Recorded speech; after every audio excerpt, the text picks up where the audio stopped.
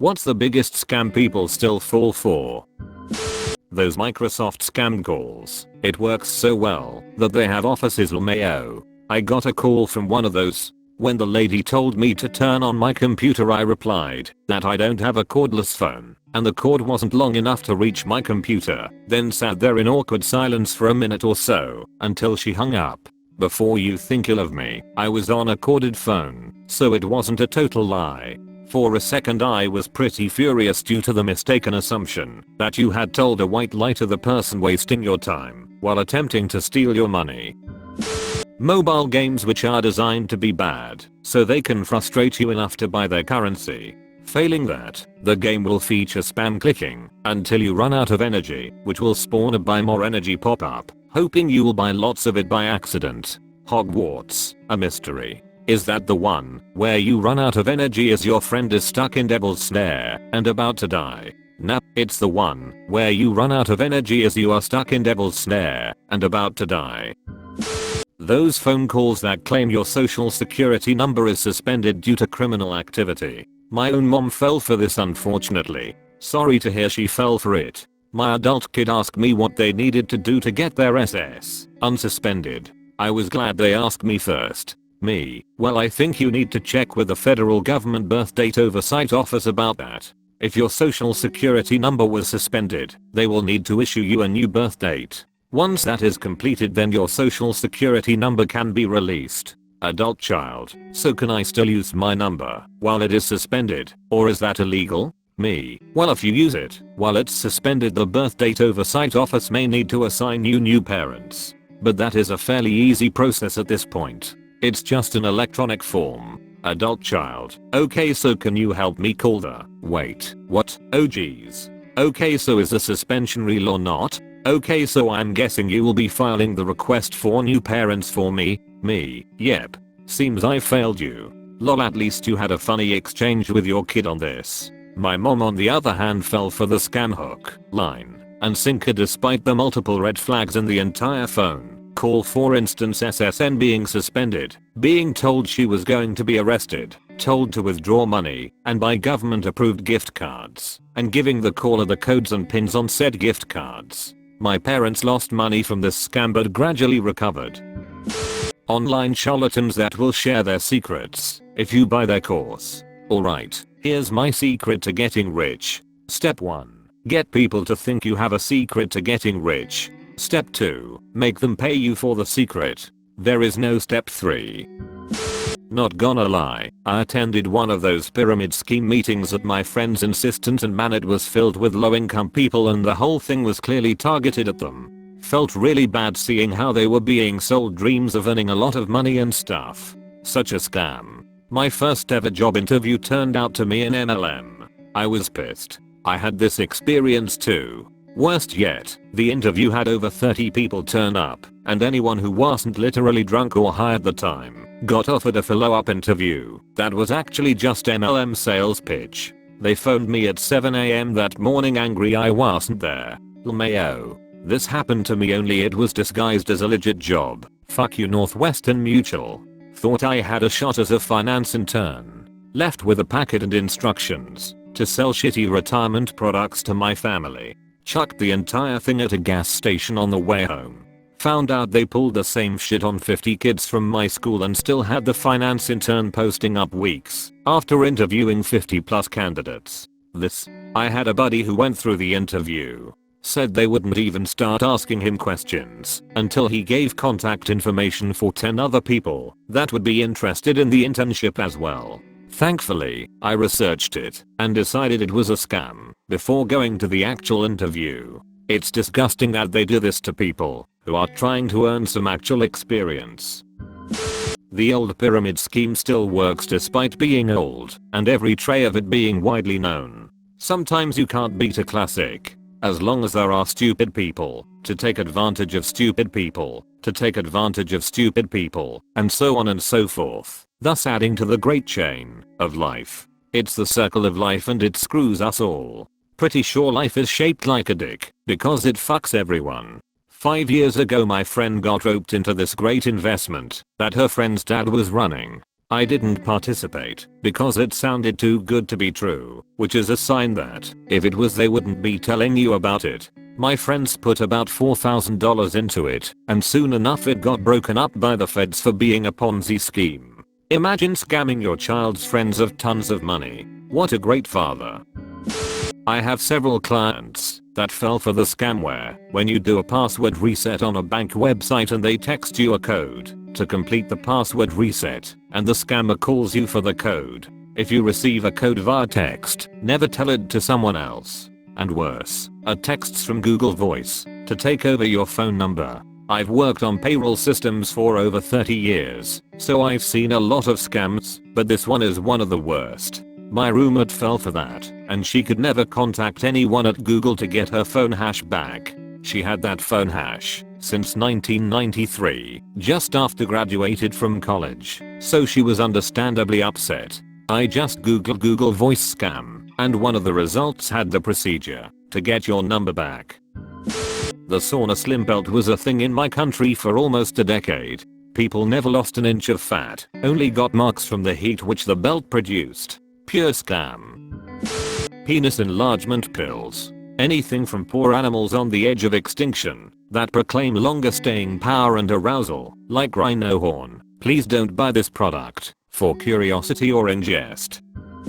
Nigerian prince emails. I can't believe people still fall for them, but apparently it's a multi-million-dollar industry. When the son of the deposed king of Nigeria emails you directly, asking for help, you help his father and the freaking country. Okay.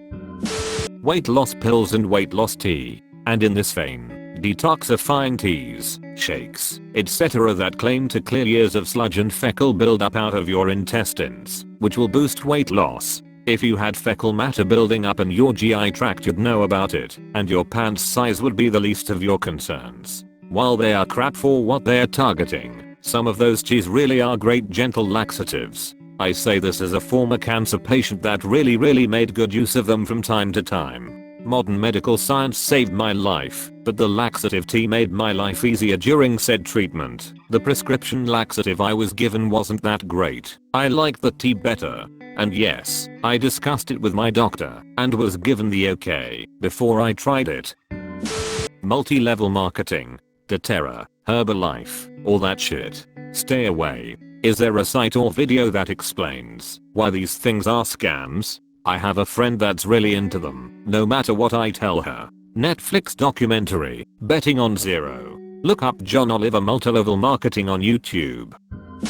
Taking photos with the characters in Times Square, New York City. Honestly, rule of thumb for New Yorkers, if anyone tries to talk to you, they are trying to get money from you. PFFT. Generally in any large city, anyone approaching you unbidden is trying to get money from you. I got robbed by those fuckers. My mom and I took a few pics with them, and instantly they held out their hands for a tip, and even characters we didn't take a picture with started demanding money and harassed us.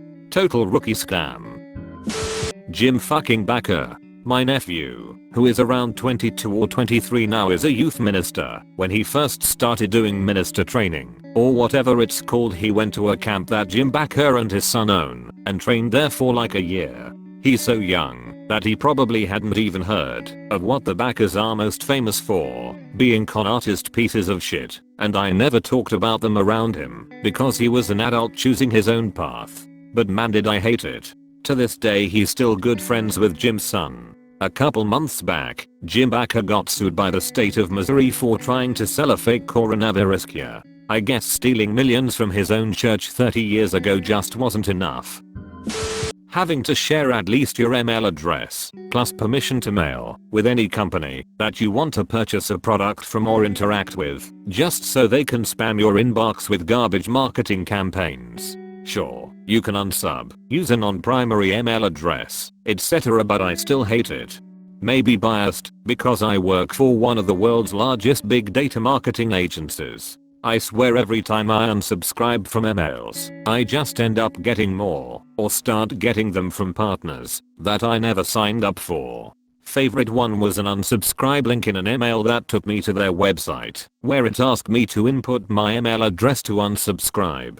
It then told me it didn't have my address on file. Edit. This was Reed, a legit recruitment agency, so something I'd signed up for, not phishing or anything.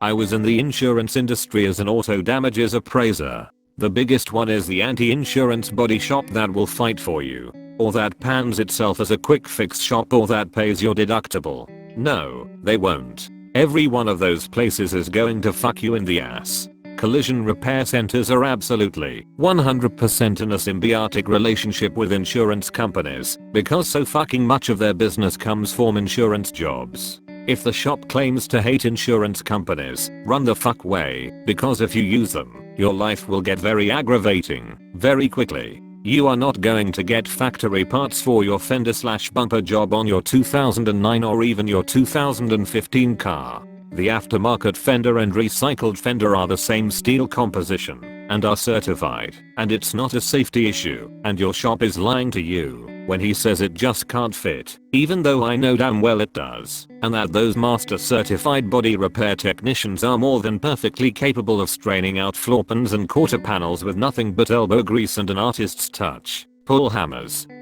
and copper studs. It never has been unsafe. It never will be for external body components. Besides, most legitimate shops just price match because the profit margins on factory parts are stupidly ridiculous anyway. The dealership where your shop gets those parts makes most of its money selling directly to customers like you and me, not body shops who essentially use them as local parts warehouses. Any shop that doesn't make you pay deductible as a standard practice either cuts corners or passes that on to their technicians. Shady shit is happening, and frankly it is unethical most of the time. I do not know a single sensible business that would strip 100/250/500/1000/ whatever the fuck your deductible is off their bill. That is your responsibility as an insured, to pay that to offset your premium and to absorb some of the risk involved in an accident. Any shop that tells you they can take you in immediately, without any prior notice by you, is going to fuck your life, especially if you have rental. They are just hoarding cars on backlog and then charging storage, which is a massive gamble because either you are paying or the insurance company is paying, and in the end you lose because, more premiums later down the line. A good shop does not hold your still drivable car and has a backlog of 1 to 4 weeks, maybe even a month. It is not an inconvenience. Expect this. Getting repairs done at a body shop is exactly like going to a busy restaurant. You know the food is good and you have to make a reservation, but you fucking know there's a reason why the reservation system is in place. Piggybacking on the last bullet point, do not go to a body shop that has commercials. No body shop worth a shit should have commercials, unless they are a national chain. That is money the shop could be using to train their staff, buy tooling and supplies, and generally making things better for the customer and the product. Remember, a good shop should be getting a severe backlog of customers, so why would they even bother to advertise? Do some fucking research before you go in, and trust your gut. Don't like the receptionist.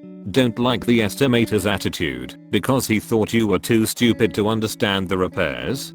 Fucking leave. You can go to any shop you want by law, but if you can make a match in heaven with the insurance company and your preferences, then your claim, and by extension repairs and your rental, will be handled and approved faster, because in-network shops are connected to the insurance company's claim submission systems and rental car systems, thereby completely abstracting the adjuster out of it for the most part save for updates, approvals on weird shit, and a checkup on rental. You also receive lifetime warranties on the repairs from the insurance company and also the shop. Once a car was at an in-network shop, the amount of labor went from an hour to less than 5 minutes of review and approval. Seconded. I watched my mom fall for the same guy over and over again. The debts were rising and the same part broke, and when we second checked by another repair place they said nothing was made or the wrong was built in. She just switched after a new car, but it was horror to get her so far. Listen to this user, please.